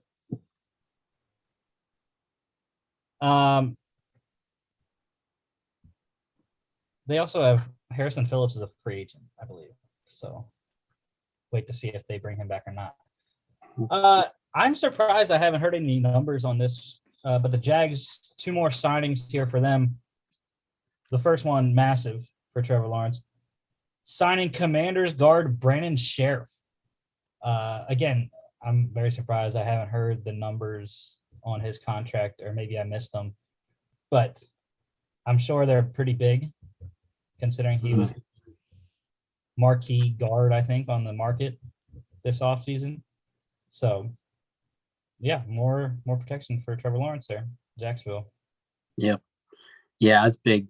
And I think I saw a tweet, and it said this really puts kind of the Cam Robinson tag into proper context, because I think Scherf is a guy who at left guard, he's going to help elevate the play of Cam Robinson, who's kind of inconsistent.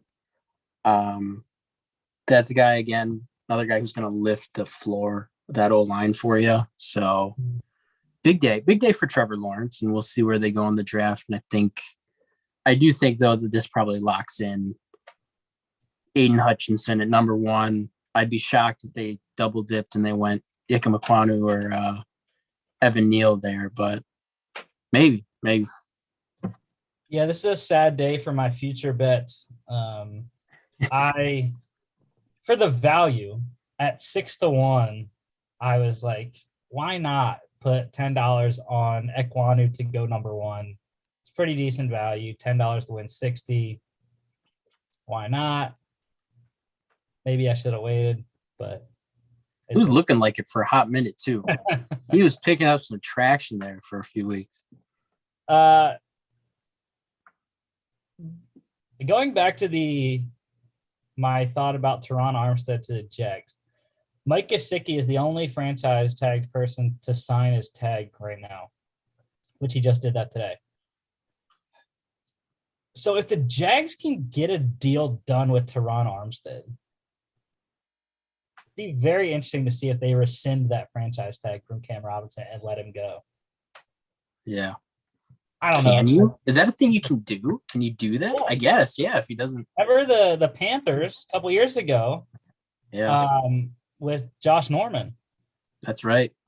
They rescinded his franchise tag because he didn't sign it. So it's until they sign him. Yeah. Very interesting. Cam Robinson might want to put pen to paper on that one real quick, because if I were him, I mean, considering how he's played, I thought it was a godsend for him to get a second tag. Mm-hmm. The Jags also signed another interesting name today. They signed Jets defensive tackle Folorunso Fatukasi, or Foley is his nickname. He was a up and coming young defensive stud for the Jets this past season, and looks to help out the Jags defense this year. I don't have any length or numbers on him. Yeah, they gotta attack that IDL spot, and assuming they get a guy to pair with Josh Allen on the other opposite edge spot, then it's looking like a decent D line there. And then two final ones here. Again, don't have any numbers on these deals, but the Bills, they signed Titans guard Roger Saffold, so more protection for Josh Allen. I thought that was a very good signing for the Buffalo Bills today. I thought it was weird that Saffold got released. I don't think he was a free agent to start Titans.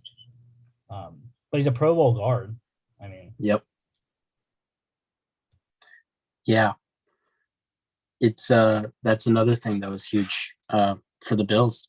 More interior line. It's important, and especially in an era where a lot of defenses are trying to do simulated pressures, stunts, games, twists.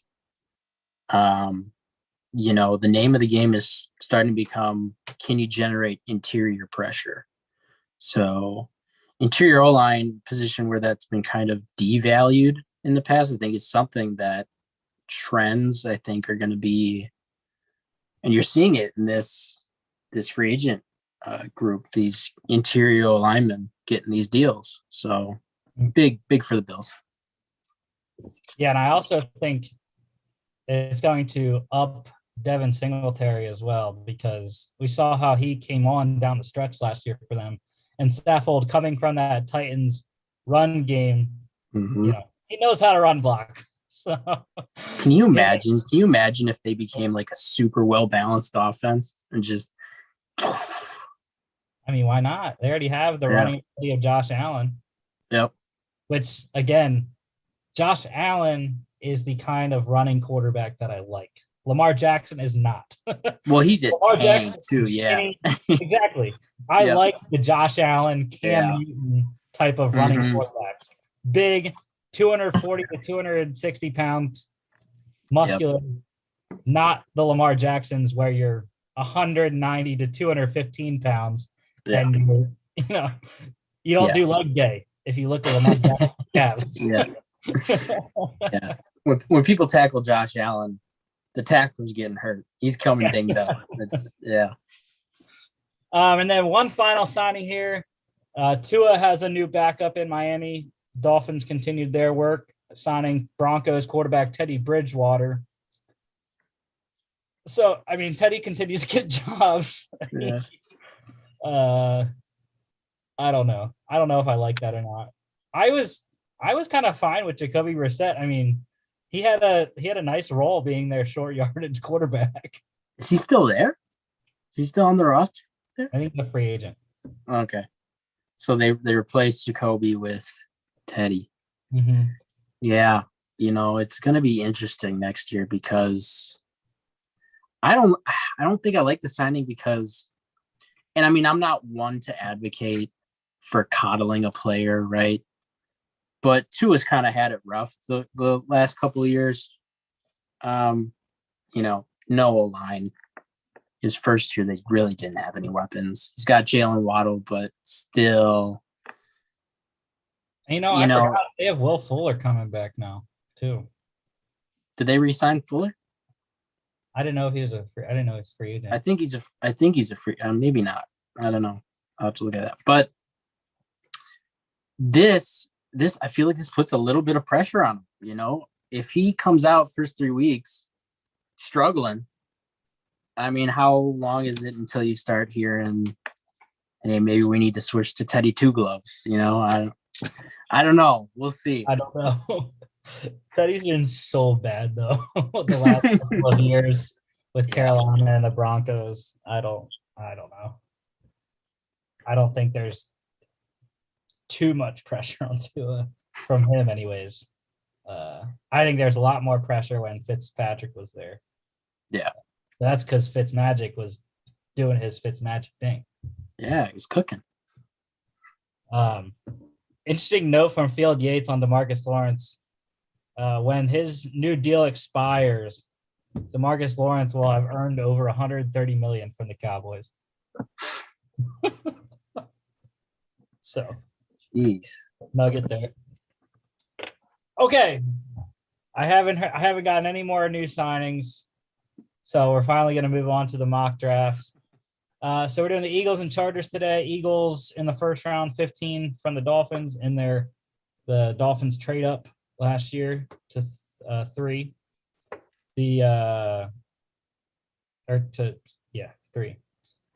And they got the number 16 from the Colts in the Carson Wentz trade. And then they own their own 19th overall. They also own their own second round pick, number 51, and third round, 83rd. The Chargers have number 17 overall. They traded the second round pick this year to the Bears for Khalil Mack, and their third round selection is number 79. So, okay. Okay. Before we get to this, we got some new deals. Can't escape him today. The former, I guess he was with the Vikings last year, but he was with the Cardinals before that. Cardinals and Vikings center Mason Cole going to the Steelers on a 3-year deal. Added interior presence for them. I like that. He's going to be their swing guy, I think, center guard, flexibility there behind Kendrick Green, who I was impressed with as a rookie this past year. Yeah. Yeah, I liked him coming out of Illinois. And then the bigger news, though, again, I wish Chris was here. His Jets are getting stuff done. Zach Wilson has a new weapon. It is Bengals tight end CJ Uzomah. Wow. 3 years, $24 million there for the Jets. I like it. Yeah, that's a good signing right there. Yeah, Uzomah was solid. He's been solid. And then they don't have to feel the pressure of drafting a tight end, because drafting a tight end is a crapshoot, man. You don't. That's what literally when we were doing the Jets, like every time we're like, oh yeah, they drafted a tight end. There you go. Mm-hmm. Okay. So let's get this thing going here. So the Jags go Aiden Hutchinson, Kyle Hamilton to the Lions, Evan Neal to the Texans, Ikem Ekwonu for the Jets, Trayvon Walker for the Giants, Kayvon Thibodeau to the Panthers, Charles Cross for the Giants, Jermaine Johnson for the Falcons, Derek Stingley for the Seahawks, Ahmad Gardner for the Jets, Jamison Williams to the Commanders, Trent McDuffie for the Vikings, David Ojabo for the Browns, Andrew Booth for the Ravens. So the first pick for the Eagles here. Don't really have to be too selective. Draft Network has their number one need is edge. I think we can kind of nix that with the Reddick signing. That's the only thing with this. I never know if they have gotten all the players and signings in yet to fix their team needs or not. It kind of seems like it for some of the other teams. But the Eagles, I don't think we need edge, especially at the first pick. I want to go wide receiver, but yeah. Yeah. I would definitely go wide receiver, one of those two. Yeah. And I think Garrett Wilson, as much as I love Drake London, I don't know. This feels like Garrett Wilson is the right pick right here. Yeah. That would be 2 elite separators for Jalen Hurts. That offense could be really fun. Okay, so Garrett Wilson, first pick for the Eagles, back at 16 now. Yeah, corner. They also need safety, but definitely not any safeties here. It doesn't look like there's any corners, really. Tyre Elam is the next one. So, and I don't know. People have been saying interior offensive line. I guess, yeah, because Kelsey's only on a 1-year deal. And we don't need A lot of people have had Linderbaum going to the Eagles. I don't think that needs to happen because I think Dickerson's going to slide over to center when Kelsey retires. That's exactly been my thought. So many people have been mocking Linderbaum to the Eagles, and I'm just like, that's kind of what you drafted Dickerson for last year. Yeah. So maybe we do need to go guard, and Zion Johnson is sitting there, but maybe we can wait till 19. I don't think the Chargers are soon to draft him. Yeah. So then it's like, what do we do? I mean, a lot of interior defensive line available. Trevor Penning's there. We don't need a tackle. Don't need a quarterback. We can go edge, though. I mean, they can always use more edge rushers in case Sweater Reddick doesn't work out. Because otherwise, I don't see any players that, except for that guy, which I absolutely, I love the linebackers, Nakobe Dean or Devin Lloyd, one of them to the Eagles. So maybe I think Nakobe. I want to go Nakobe here. Yep. Yeah. Either of those guys you can't go wrong with. Yeah. And the thing is, the Eagles never freaking draft linebackers, and it pisses me off every year because at the Andy Reid Eagles, I mean, we had such great linebackers, and it's just been like downhill trend for the Eagles ever since Andy Reid left. Yeah. Kobe Dean and Fletcher Cox in the same defense would bring unparalleled levels of leadership to that group. That'd be fun. As much as I love Alex Singleton and the value that Howie Roseman got from bringing him in from the CFL, major talent upgrade with Kobe Dean. So the Kobe Dean at 15, Chargers at 17. Jordan Davis has to be, right? I mean, everyone's mocking him. Lock it in. And even with the signings that they've had, they still need interior defensive line. Yeah. So Jordan Davis. Yep. The thing with Jordan Davis is great because he's just going to automatically take 2 offensive linemen with him, right? So then Bosa and Khalil Mack, they're going to be one-on-ones. And just you lock that in. Okay, the Saints, and they go Malik Willis. Okay, so the first quarterback's off the board. Took 18 picks to get the quarterbacks off the board. So now we can go back to what we were originally talking about and think Zion Johnson here, get a guard. Or, I mean, I think it's definitely between Karlaftis and Johnson. Mm-hmm. So. Yeah, I think the Reddick signing probably then sways it to Johnson, even though I do like George Karlaftis. But all right, so Johnson for the Eagles there. Steelers, why? Why do you do this to me? Take Kenny Pickett at 20. God. But they go Trevor Penning in this mock. Kyer Elam to the Patriots. Tyler Linderbaum for the Raiders. George Karlaftis. I don't know why. Karlaftis to the Cardinals just feels right. Mm-hmm. It does. Devontae Wyatt for the Cowboys. Drake London for the Bills. Traylon Burks, wide receiver run here. To the Titans. Chris Olave for the Bucks. Perry and Winfrey to the Packers. Devin Lloyd to the Dolphins. Jahan Dotson for the Chiefs. Kyler Gordon for the Bengals. There's Kenny Pickett to the Lions. I don't like that. Christian Watson for the Jags. Cam Thomas for the Lions. Daxton Hill for the Jets. The Draft Network has the Giants drafting a quarterback almost every time we do this. Really? Yeah, it's crazy. Scandalous. Desmond Ridder to the Giants here. Jaquan Brisker for the Texans. Boye Mafe for the Jets. Kenyon Green for the Bears. Matt Corral, there's the Seahawks getting a quarterback. Future. Daniel Fa'alele to the Seahawks as well. Sam Howell, the Colts get theirs. For the Colts there. Lewis Seen for the Falcons, stays in Georgia. Christian Harris for the Browns. Kenneth Walker to the Ravens. DeMarvin Leal for the Vikings. Jalen Petrie for the Commanders. Tariq Woolen for the Bears. Sky Moore for the Saints. And Isaiah Spiller for the Dolphins. The Eagles back up at 51 here. And at the top here. Okay, there's the top of the board. Dang, we could have got some interior line here. But now I think we keep a guy in state. Arnold Ebiketie, out of Penn State. Absolutely love him. There is a corner here. We do need corners and safeties, but there's not any. They already took all 3 of the top safeties there.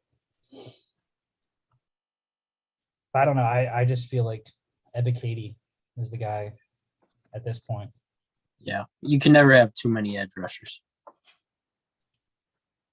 That is Howie Roseman's mantra.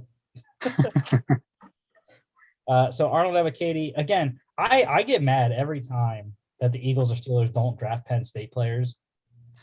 They never seem to. It's crazy. I guess they have more recently, but the Eagles drafting Miles Sanders, the Steelers drafting Freiermuth. Mhm. But I don't know. It used to be like they never drafted Penn State guys. I was like, why? Like draft guys in your state that are good. Yeah, I know. I remember when I lost it when we didn't take TJ Watt. Dude, when TJ got drafted by the Steelers, I knew he was going to be a beast. Absolutely loved that selection. Yeah. Okay, so Ebiketie for the Eagles here at 51. Sean Ryan to the Steelers, Roger McCreary to the Raiders, Kirby Joseph for the Patriots, Breece Hall for the Cards, Logan Hall for the Cowboys, Tyler Smith for the Bills, Bernard Raymond, the Falcons, George Pickens. There you go. Rodgers got a receiver. Nicholas Petit-Frere for the Bucks, Darian Kendrick for the Niners, Damari Mathis to the Chiefs, Jamari Salyer for the Bengals, Mario Goodrich, Broncos, Chad Muma. That's a good pick for the Jags. Damone Clark, linebacker run. Damone Clark for the Lions, Brian Asamoah to the Giants, Josh Pascal. Texans, Dylan Parham for the Jets, Darian Kennard for the Jags, Abraham Lucas.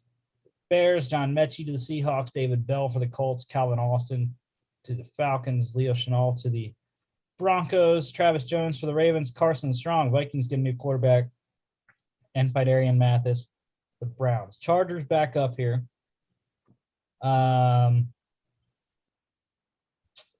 we got them, Jordan Davis. I agree. Linebacker. Actually, they say offensive tackle. Actually, a tight end.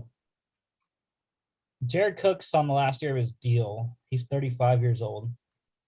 And you have the top 2 tight ends available here. I know it's probably not the top need. They say it's the 4th biggest need on Draft Network, but I don't know. I'm just, why not add to the already loaded offense?